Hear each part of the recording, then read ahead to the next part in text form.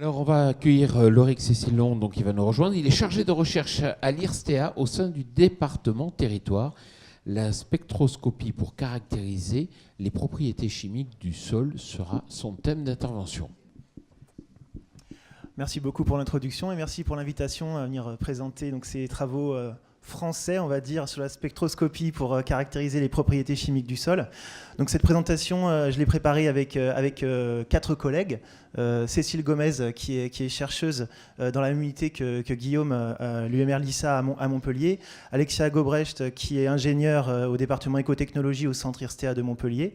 Emmanuel Vaudour, qui est maître de conférence à AgroParisTech à l'UMR Eco6 à Grignon, et Bernard Barthès, qui est ingénieur de recherche à l'IRD également, mais à l'UMR Ecoessol de Montpellier. Donc voilà le plan de ma présentation. Très rapidement, je vous donnerai quelques éléments de contexte. Ensuite, on ira un peu dans les principes de la spectroscopie infrarouge. Et peut-être même on ira jusqu'à quelques travaux en chimiométrie. Et dans une troisième partie, je vais vous présenter des applications, on va dire sol, de la spectroscopie infrarouge, qui pourront être des mesures au laboratoire, des mesures sur le terrain et également des mesures par télédétection. Donc Guillaume a déjà présenté quelques-unes de ces applications tout à l'heure. Donc tout d'abord quelques éléments de contexte. Il faut savoir qu'en France chaque année on réalise des centaines de milliers d'analyses de sol. Donc ça c'est une excellente nouvelle pour la bonne connaissance de nos sols. Pour arriver à une gestion durable des sols, il faut mieux les caractériser ces sols, donc mieux les analyser. En plus on a une réglementation qui est en évolution, donc on va avoir besoin de plus en plus de caractériser les sols de manière plus répétée dans le temps et avec une bonne résolution spatiale également.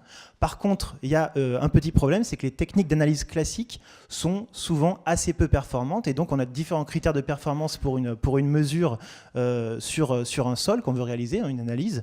On peut avoir des critères de temps. Des fois, la plupart des mesures qu'on réalise prennent beaucoup de temps à être réalisées. Une mesure de texture, par exemple, ça prend beaucoup de temps.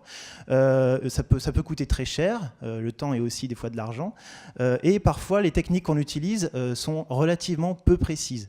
Un exemple, aujourd'hui, quand en milieu agronomique, on va réaliser une mesure de carbone organique du sol, on va utiliser la méthode Hahn, qui est une méthode qui utilise donc une oxydation de la matière organique, qui est relativement en fait peu précise. Et en plus, donc la performance est aussi une performance environnementale de cette analyse. Quand on utilise des produits chimiques, ça peut être un peu nocif pour l'environnement. Donc, ce qui fait qu'on peut se poser la question, est-ce qu'on peut imaginer des techniques d'analyse des sols qui seraient plus performantes donc sur ces différents critères de performance, le temps, le coût, la performance environnementale, la précision, et qui aussi pourraient permettre de rendre compte de l'hétérogénéité spatiale et temporelle des propriétés des sols. Et donc, dans cet exposé, on va essayer de voir si la spectroscopie, alors, j'avais dit infrarouge, mais il y aura un petit peu de visible aussi, et d'infrarouge, est-ce qu'elle va pouvoir relever ce défi, sachant que vous voyez ici quelques applications qui sont réalisées depuis de nombreuses années dans le domaine de l'agronomie, de l'agroalimentaire, où on utilise la spectroscopie pour caractériser de nombreuses propriétés chimiques des aliments, notamment vous voyez ici une pomme pour quantifier sa teneur en sucre, ou ici pour le raisin aussi, directement dans un vignoble. Donc maintenant j'arrive à ma deuxième partie de mon exposé sur les principes de la spectroscopie infrarouge. Alors c'est relativement simple, la spectroscopie infrarouge. On utilise une source lumineuse que vous voyez ici. On va donc émettre la lumière en direction d'un échantillon, qui est un certain matériau. Cet échantillon va absorber une partie de ce signal lumineux. Et donc cette absorption va être fonction finalement de la chimie de cet échantillon. Et ensuite, l'énergie lumineuse qui va être réfléchie va partir vers un capteur photosensible que vous voyez là. Et donc cette lumière réfléchie va porter une information chimique sur la composition chimique de notre matériau, de notre échantillon ici du sol que nous comptons analyser. Donc ça, c'est la loi de Beer-Lambert. Si on positionne donc le domaine de la lumière visible et de l'infrarouge ici dans le spectre électromagnétique, donc vous voyez qu'en fait le spectre électromagnétique, on a des longueurs d'onde qui peuvent être très courtes jusqu'à très longues, jusqu'à plusieurs mètres, voire centaines de mètres, qui sont inversement proportionnelles à l'énergie. Et ben en fait, donc le domaine visible, comme vous le savez, c'est environ entre 400 et 800 nanomètres. Et ensuite, on a l'infrarouge proche, donc le proche infrarouge, le moyen infrarouge et l'infrarouge lointain, où on est dans des longueurs d'onde qui sont du domaine donc des nanomètres, des millimètres, voire des centimètres. Et vous verrez dans mon exposé, alors je suis désolé, un peu de jargon technique, on parle des fois de longueur d'onde lambda, donc là c'est vraiment une longueur, hein, c'est une distance. Et par contre, on parle aussi des fois de nombre d'ondes, qui est simplement l'inverse d'une longueur d'onde. Donc on va des fois parler, vous allez entendre parler de centimètre moins 1, et je m'en excuse. Voilà. Donc, ce qui se passe quand on émet un signal lumineux, et en particulier infrarouge, vers un matériau, ici vous voyez, eh bien en fait, ce qui va se passer, c'est qu'on va faire, dans le domaine de l'infrarouge, on va faire vibrer des molécules. Et donc, c'est en fait ça, quand je vous disais tout à l'heure, le matériau va absorber une partie de ce signal lumineux, eh bien en fait, ça veut dire que les molécules sont capables de vibrer à une longueur d'onde qui est spécifique en fait, de leur chimie. Donc c'est ce qu'il faut retenir. On aura une absorption caractéristique de la chimie du matériau. Donc si on vient regarder à quoi ressemble finalement un spectre de sol, un spectre infrarouge de sol, alors ici voilà un spectre moyen infrarouge. Vous voyez que donc on a représenté en ordonnée ici la quantité d'énergie qui a été absorbée, quantité de lumière qui a été absorbée par notre échantillon. On voit ici des pics qui apparaissent, donc ce sont des pics qui sont assez étroits, assez fins, donc qui sont assez spécifiques, et on appelle ça donc des absorptions fondamentales, qui sont donc liées à certaines molécules chimiques présentes dans notre échantillon. Donc ça, c'est un signal moyen infrarouge. Et voilà ici, sur la gauche, un signal proche infrarouge du même échantillon. Et ce qui est intéressant, c'est si vous voyez ici, on avait une absorption fondamentale à environ 2900 cm-1, qui était caractéristique du carbone aliphatique, des liaisons CH, relativement courant dans les produits organiques et dans les sols en particulier. Eh bien, en fait, on va retrouver cette absorption fondamentale très fine, très précise, qui était dans le moyen infrarouge. On va la retrouver dans le signal proche infrarouge ici, via des harmoniques. Donc, si on multiplie 2900 par 2, hop, j'ai une absorption harmonique à 5800 cm-1 dans le signal proche infrarouge, et je vais même en retrouver une autre à 8700 cm-1. Et dans le spectre proche infrarouge, j'ai également des bandes qui sont dites de combinaison. Donc si j'ai une absorption fondamentale à 2900 cm-1, je vous l'ai dit, c'était plutôt le carbone aliphatique, eh bien à 1720 cm-1, j'avais par exemple une autre bande fondamentale qui était celle-là plutôt des groupements carboxyles, donc des C double liaison O. Eh bien en fait, les deux vont se combiner et vont créer une absorption spécifique à 4620 cm-1. Donc vous voyez que dans le spectre proche infrarouge, on a des fois une confusion sur la chimie. On sera beaucoup plus précis en chimie dans le moyen infrarouge que dans le proche infrarouge, où on aura des fois un mélange de différentes molécules en fait, qui absorbent au même endroit. Donc maintenant, venons particulièrement sur nos sols. Donc le sol, c'est un milieu qui est assez particulier, hein. C'est un milieu qui est opaque, c'est un milieu diffusant. Il faut savoir que le signal infrarouge ne va pouvoir pénétrer le sol que sur quelques microns quand on est en moyenne infrarouge. Par contre, quand on est dans le domaine proche infrarouge, donc moyenne infrarouge, un MIRS, pour Mid Infrared, et proche infrarouge NIRS pour Near Infrared. Là, en proche infrarouge, on peut pénétrer de quelques millimètres dans notre échantillon. Donc on va un petit peu plus loin. On caractérise un peu mieux notre produit sol. Mais ce qu'il faut savoir quand même, c'est qu'en fait, quand on va mesurer ces absorbances, hein, c'est le spectre que je vous ai montré juste avant, quasiment une grande partie de ce signal qu'on observe, en fait, c'est essentiellement la structure physique, et l'eau notamment aussi, de l'échantillon. Donc ça peut être un problème quand on veut caractériser la chimie de notre sol. Donc on essaye de faire pencher la balance du côté de la chimie, et donc pour ça, on va essayer de préparer nos échantillons parfois. Donc on peut par exemple les chauffer, c'est intéressant parce que ça permet de retirer une grande partie de l'eau du sol qui absorbe beaucoup dans l'infrarouge. Hein. L'effet de serre, c'est beaucoup l'absorption de l'eau dans l'infrarouge. Si on les broie finement, par exemple plus petit que 200 micromètres, et bien là on va pouvoir s'affranchir aussi d'une hétérogénéité de taille de particules et avoir un meilleur signal. Donc c'est de la préparation d'échantillons, mais vous voyez déjà que ça prend du temps. Et aussi, on pourra utiliser quelques algorithmes qui peuvent maximiser l'information chimique et tenir compte en fait, de ces différences de taille dans les particules du sol. Donc je vous ai dit que j'allais vous introduire un petit peu des principes de la spectroscopie et qu'on allait peut-être aller jusqu'à la chimiométrie, ça dépend un peu comment on veut prononcer le terme. Donc on utilise en fait souvent, et là Guillaume vous en avez un peu parlé tout à l'heure, des modèles on va parler de modèle de régression multivariée, mais en fait, ce qu'il faut retenir tout simplement, c'est que la variable y, c'est une variable d'intérêt pédologique, c'est ce qu'on cherche à prédire. Alors, par exemple, le pH du sol, ça peut être également la concentration en carbone organique de notre sol. Et en fait, là, on va essayer d'utiliser une information infrarouge qui sera une matrice spectrale. Donc, toutes ces données, en fait, ce seront des prédicteurs qu'on peut avoir à moindre coût et relativement rapidement. À partir de cette matrice spectrale, je vais essayer de prédire ma variable d'intérêt, soit le pH, soit le carbone organique, soit l'azote du sol. Et vous voyez que quand on fait ces modèles, donc on va fixer des coefficients par rapport en fait, à l'absorption de notre échantillon de sol dans le domaine infrarouge, mais on aura évidemment ici un terme d'erreur parce que nos modèles d'étalonnage qu'on va construire, ces fameuses calibrations dont parlait Guillaume tout à l'heure, ne sont jamais parfaits. Et donc, quand on construit des modèles d'étalonnage, on va utiliser des bases d'échantillons de sol. Donc, il faut que ces bases d'échantillons soient représentatives de la diversité des sols qu'on cherche à étudier, tout simplement, parce que sinon, ça ne marche pas. Et donc, les conditions qui sont assez importantes à remplir pour pouvoir créer ces modèles d'étalonnage, il faut que notre variable d'intérêt pédologique, Y, ait une spécificité chimique en spectroscopie infrarouge, ou bien que cette variable d'intérêt pédologique, elle soit corrélée à une propriété du sol qui, elle, a une spécificité spectroscopique. Et la deuxième condition, ce sera que notre variable d'intérêt pédologique, elle soit suffisamment variable dans la base d'échantillons de sol qui va servir à construire l'étalonnage.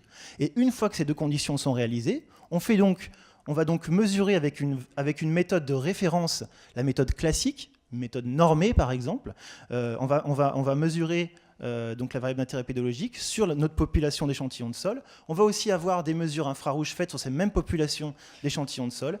Et une fois que le modèle sera correctement établi, là on pourra prédire nos variables d'intérêt pédologique sur des échantillons de sol qui sont inconnus, mais dont il faudra qu'ils appartiennent à la même population de sol, c'est-à-dire à des types de sols qui sont comparables.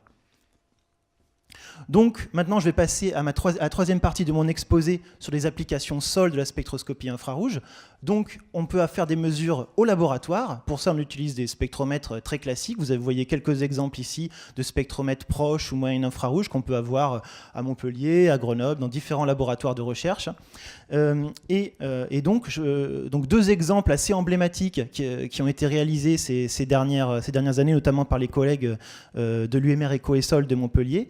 C'est un modèle d'étalonnage pour prédire le carbone organique du sol sur la base d'échantillons du GIS sol, donc du réseau de mesure de la qualité des sols avec une grille de 16 par 16 km, c'est-à-dire 2200 échantillons de sol. Donc là, les collègues ont pris des spectres moyen infrarouges de ces sols qui ont été séchés et broyés, donc il y a quand même un petit peu de temps de préparation. Mais là, ils ont été capables donc de prédire, donc ils ont construit ce fameux modèle d'étalonnage et ils ont pu, à partir de la simple donnée infrarouge, montrer qu'on est capable de prédire vraiment pour la France entière, dans la gamme des sols de la France entière, un modèle qui permet de prédire avec un R carré, c'est un coefficient de détermination. Quand on est à 1, c'est une prédiction parfaite. Donc quand on est à 0,9, c'est une prédiction qui est très satisfaisante. Ce qu'il faut regarder aussi, c'est l'erreur moyenne de prédiction des modèles, qui est à peu près inférieure à 5 grammes de carbone par kilo de sol, voire 2 grammes de carbone par kilo de sol quand on est sur les sols les plus communs. Donc ça, c'est assez intéressant. Quand on est à 2 grammes de carbone par kilo de sol d'erreur, on est assez proche de l'erreur de la méthode de référence la meilleure, qui est une méthode par combustion sèche, qui est avec une erreur généralement d'1 gramme, en fait, là. Donc on a des choses assez intéressantes et ces travaux, ils ont débouché, donc ces travaux entre autres, je reviens juste avant, donc ils ont débouché sur une norme. Donc aujourd'hui, l'utilisation de la spectroscopie infrarouge pour prédire le carbone organique dans les sols, ça a été une méthode normée par l'ISO. Donc on peut utiliser cette norme pour faire de la prédiction en routine à partir d'un modèle d'étalonnage, bien sûr correctement réalisé, ce qui est très important. Une deuxième application, encore plus de sol. Ici, on est sur la base de données, la base d'échantillons de sol du JRC, le Joint Research Center d'ISPRA en Italie, le centre de recherche de la Commission européenne. Ils ont réalisé une campagne d'échantillonnage de plus de 20 000 sols. C'est la base Lucas Soil partout en Europe. Et ils ont construit, là aussi, un modèle d'étalonnage. Ils ont fait cette mesure de référence de carbone organique du sol sur ces 20 000 échantillons. Ils ont fait des mesures, là, en spectroscopie proche infrarouge, NIRS, et ils ont construit leur modèle d'étalonnage. Et on voit que quand on prend tous les échantillons, alors c'est pas parfait, oui, mais on a quand même, sur 20 000 échantillons, un modèle de régression multivariée utilisant le proche infrarouge pour prédire le carbone organique du sol, qui a un R carré qui est proche de 0,8. L'erreur de prédiction, vous voyez ici, c'est environ 9 grammes de carbone par kilo de sol. Donc on n'est pas très bon, mais il faudrait sans doute préciser ces modèles par type de sol ou par pédoclimat. Quand on a une telle variabilité de sol et une telle variabilité de climat, il est normal que la méthode infrarouge ne soit pas parfaite. Vous voyez que la prédiction est correcte, mais que l'incertitude, elle est au moins 5 fois celle de la méthode de référence par combustion sèche. Donc maintenant, je vais passer à d'autres mesures où on peut emporter le spectromètre sur le terrain, aller faire de la mesure directe sur le terrain. Donc on peut utiliser là une source de lumière naturelle. Donc c'est un exemple fait par les collègues d'AgroParisTech à Grignon, où vous voyez qu'en fait, on va mesurer, donc R, c'est la réflectance du sol, et cette réflectance finalement, eh bien, on va diviser le flux réfléchi, donc le sol va réfléchir une partie du signal, et on va le diviser par le flux d'énergie incident sur le sol. Et là, on mesure la réflectance du sol. Ce qui se fait aussi très fréquemment, c'est d'utiliser une source de lumière artificielle et qui soit contrôlée. Donc là, on va avoir des spectromètres qu'on peut emmener sur le terrain en forme de pistolet ou juste de petites sondes qui vont émettre donc une lumière infrarouge qui va être absorbée par le sol et renvoyer le signal réfléchi, donc c'est de la réflexion diffuse, et on obtient donc une information sur la chimie de nos échantillons directement sur le terrain. Et donc quelques exemples d'application de ces techniques. Donc là, encore nos collègues d'EcoESOL qui ont travaillé avec Arvalis, Institut du Végétal. Là, on a travaillé sur plus de 1000 échantillons représentatifs des grandes cultures françaises, donc le sol entre 0 et 20 cm. Et donc les collègues d'Arvalis et d'EcoESOL ont réussi à réaliser plusieurs modèles d'étalonnage pour différentes propriétés chimiques des sols. Alors, vous voyez ici, on parle de concentration, c'est-à-dire des quantités d'éléments par masse de sol. Donc par exemple pour la matière organique, vous voyez le R carré, ce fameux coefficient de détermination qui, lorsqu'il est plus proche de 1, est parfait. Là, on n'est pas trop mal pour la matière organique, pour l'azote total, pour la teneur en argile également. La teneur en carbonate est excellemment prédite par infrarouge. Vous voyez que pour le phosphore, on est moins bon. Et pour le potassium, on n'est pas trop mal. Disons que là, ça se discute sur l'application. Sans doute, sur certains types de sols, ça peut marcher. Sur d'autres, il faut peut-être se méfier. Donc mes collègues m'ont dit qu'il y aura sans doute une offre commerciale qui sera bientôt réalisée, donc de prédiction de certains paramètres chimiques des sols par spectrométrie infrarouge sur le terrain, qui sera proposée, donc sans doute j'imagine par les laboratoires d'Arvalis, peut-être Auréa, je ne sais pas. Ensuite, un deuxième exemple, parce que là, je vous ai parlé de la prédiction de concentration. Donc, ces grandeurs chimiques, c'est très intéressant de prédire des concentrations, c'est-à-dire des quantités d'éléments par masse de sol, mais on peut être intéressé par les stocks. Donc là, c'est-à-dire des quantités d'éléments par unité de volume de sol. Et là, on prédit plus que de la chimie, on prédit également de la physique. Donc, ça prend en compte, vous voyez ici, la détermination de la densité apparente, c'est-à-dire la masse de terre fine par unité de volume de sol. Alors là, c'est beaucoup moins évident. Eh bien, quand même, les collègues d'EcoESOL se sont frottés à cette difficulté-là. Ils sont allés embarquer leur spectromètre, donc c'est un spectromètre de type ASD qu'ils ont emmené sur le terrain, en prenant un scan de la tarière, eh bien, ils ont pu montrer que ce scan de la tarière, alors que c'est un échantillon dans la tarière dont on sait qu'il est remanié, on n'a pas du tout conservé la structure, eh bien ça, c'est quand même corrélé relativement bien au stock de carbone de référence mesuré par la méthode. Donc ici, concentration mesurée sur la tarière par combustion sèche, multipliée par la densité apparente mesurée au cylindre à côté. Alors vous voyez que le R carré de validation à 0,70 n'est pas parfait, mais quand même, on peut se dire qu'on a des pistes intéressantes, au moins pour les sols qui sont non caillouteux. Moi, je pense qu'il faut se méfier des sols caillouteux dans ce cas-là, parce que la densité apparente peut être très difficilement mesurée et pose des problèmes. Donc, en tout cas, sur les sols non caillouteux et agricoles, ça a l'air de marcher relativement bien. Donc, Guillaume en parlait tout à l'heure, il est possible de mettre ces capteurs, ces spectromètres directement, les embarquer sur des engins agricoles. Vous voyez ici donc, le cas de l'université de Cranfield qui développe donc, des capteurs infrarouges qui sont mis directement sur des capteurs avec un GPS différentiel pour bien localiser la mesure. Et donc, nos collègues de l'université de Cranfield, ils ont développé donc, cet outil pour suivre le pH du sol et cartographier le pH du sol dans des parcelles agricoles. Vous voyez sur la gauche ici la carte qui est réalisée à partir d'interpolations de mesures de pH qui ont été faites au laboratoire. Donc on a prélevé le sol, fait la mesure au laboratoire, fait ensuite cette carte par géostatistique. Et vous voyez la carte directement sortie à l'aide d'un modèle d'étalonnage infrarouge où on voit une bonne correspondance sur le pH du sol. Alors, je ne sais pas si c'est applicable à tout type de parcelle. En tout cas, ce sont des résultats prometteurs pour le suivi du pH du sol directement par spectroscopie infrarouge embarquée sur des engins agricoles. Maintenant, donc, j'arrive à ce troisième type d'application. Il vous reste 2 minutes. Ouais, parfait, sur la télédétection, j'ai quasiment fini.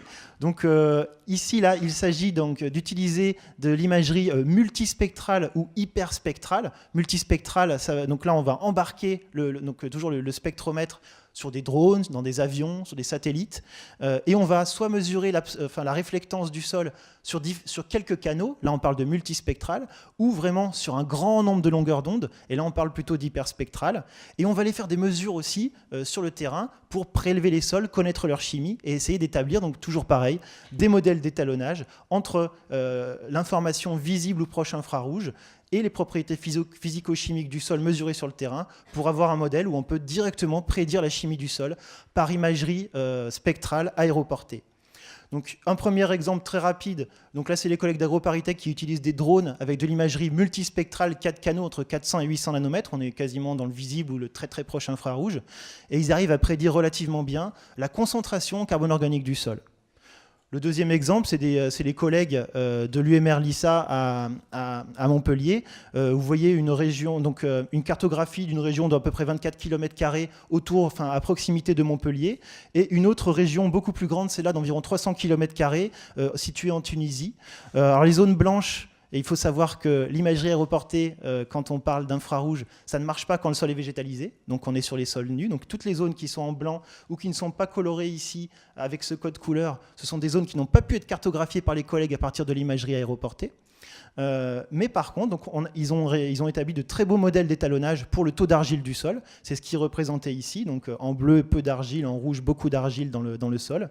Et ce qui est intéressant, c'est qu'autour de Montpellier, ils ont aussi essayé de faire cette correspondance entre la teneur en argile qui a été cartographiée par infrarouge aéroporté avec la carte pédologique qui est disponible pour la même zone, sur cette zone de 24 km².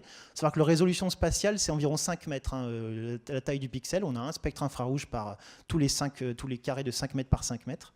Et en fait, on a une très bonne correspondance entre les unités pédologiques qui ont été cartographiées et les teneurs en argile. Donc voilà, j'espère que j'ai réussi à vous convaincre de l'intérêt de la spectroscopie infrarouge. Ah oui, il y a des verrous technologiques quand même. C'est que quand on est aéroporté, on n'arrive pas à voir le sol profond. C'est un vrai problème. On mesure des concentrations, mais pas des stocks. Quand on veut suivre l'évolution des stocks, par exemple de carbone, c'est un problème. Quand le sol est végétalisé, on n'a pas de mesure. C'est un troisième problème. Voilà, donc en termes de précision, ce qu'il faut savoir aussi, c'est qu'en spectroscopie infrarouge, quand on utilise des modèles d'étalonnage, on ne sera jamais plus précis qu'une méthode de référence. Ça, c'est important. Par contre, on peut s'en approcher de cette méthode de référence. Elle sera sans doute à moindre coût, mais il faut développer les spectromètres parce qu'aujourd'hui, les spectromètres ne sont pas capables d'analyser des milliers d'échantillons par jour, ce qui est le cas quand on fait de la méthode Hahn, par exemple, pour le carbone organique du sol. Donc, il faut développer ces capteurs pour les rendre vraiment utilisables et intéressants pour faire de la mesure sur les sols agricoles. Merci. Loris Cécilion, merci beaucoup, on vous applaudit.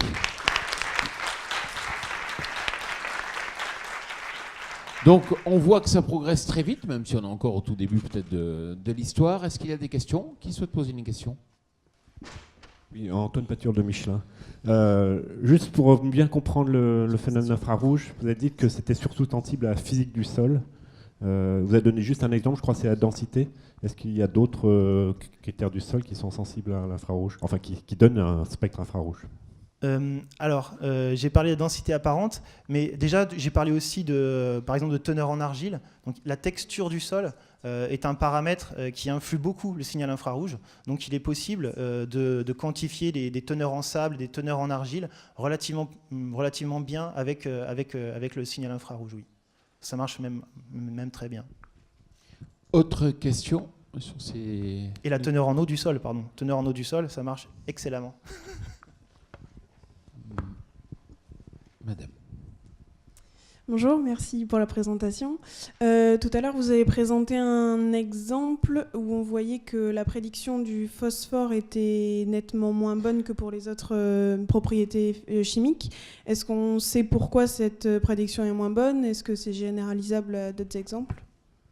Alors, je ne sais pas exactement pourquoi là ça n'a pas très bien marché. Il faut savoir, donc, comme j'ai dit, par rapport aux conditions qui sont nécessaires pour avoir un bon modèle d'étalonnage, soit la propriété qui nous intéresse est directement corrélée à une spécificité chimique dans le signal infrarouge, ce qui est le cas pour le carbone, par exemple, ce qui est le cas pour les carbonates ici. Les argiles, un petit peu, et c'est aussi un effet de taille qu'on va voir.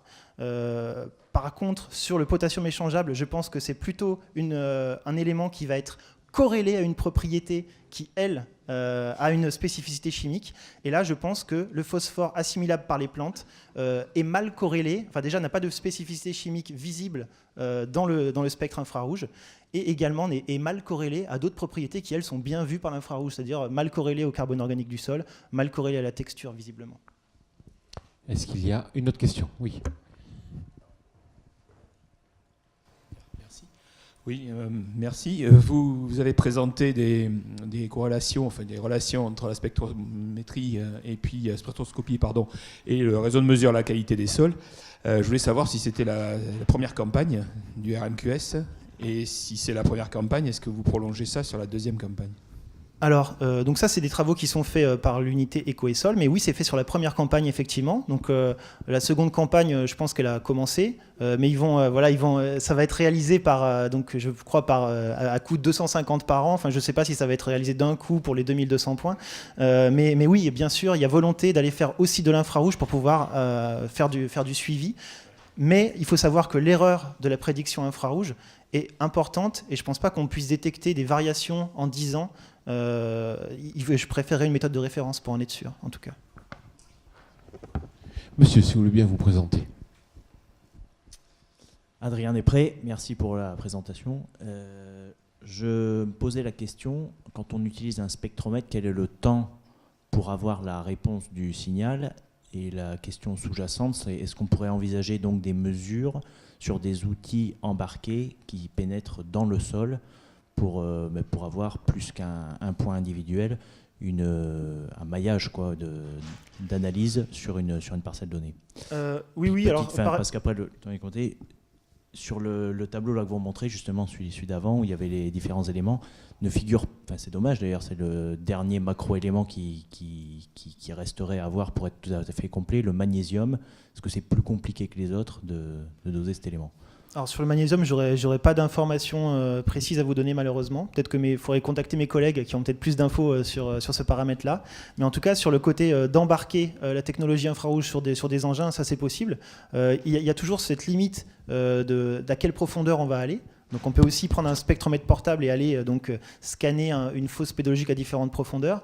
Mais en tout cas, là, les premiers travaux ici là, de l'université de Cranfield en Angleterre montrent qu'il est possible d'obtenir des cartes. Et je crois qu'il y a une société qui le propose en France aussi, de faire des cartes d'information spectrale des sols avec des outils embarqués sur des engins comme ça. Alors c'est en surface, mais on peut aussi avoir, on peut traîner, on peut créer une petite tranchée et avoir donc le capteur qui va sonder à 5-10 cm de profondeur du sol. Et après, on peut imaginer sonder plus profond, mais donc ça coûte plus cher et ça vient fracturer le sol. Merci beaucoup, on vous applaudit à nouveau.